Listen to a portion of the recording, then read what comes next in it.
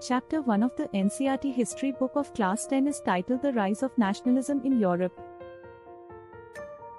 It discusses the emergence and growth of nationalism in Europe during the 19th century.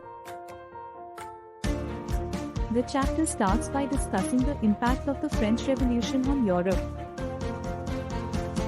The ideas of liberty, equality, and fraternity that emerged during the French Revolution spread throughout Europe and gave rise to nationalism.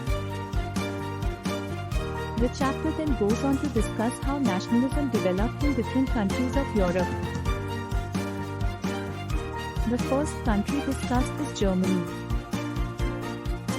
The chapter explains that Germany was not a unified nation in the early 19th century. Instead, it was a collection of small independent states. However, in the mid-19th century, a movement for the unification of Germany began. This movement was led by a group of intellectuals and politicians who believed that a united Germany would be stronger and more prosperous. The chapter discusses how this movement eventually succeeded, and Germany became a united nation in 1871. The next country discussed is Italy. Like Germany, Italy was also a collection of small independent states in the early 19th century.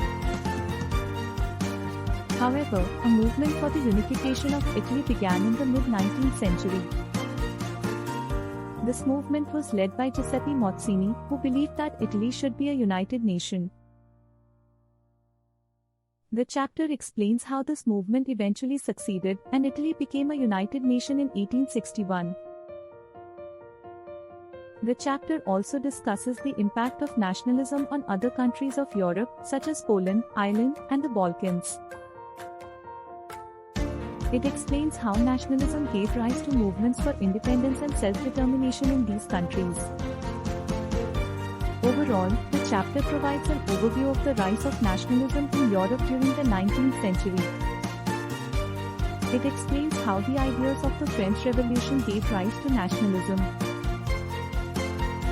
and how this nationalism led to the unification of Germany and Italy and the emergence of movements for independence and self-determination in other countries of Europe.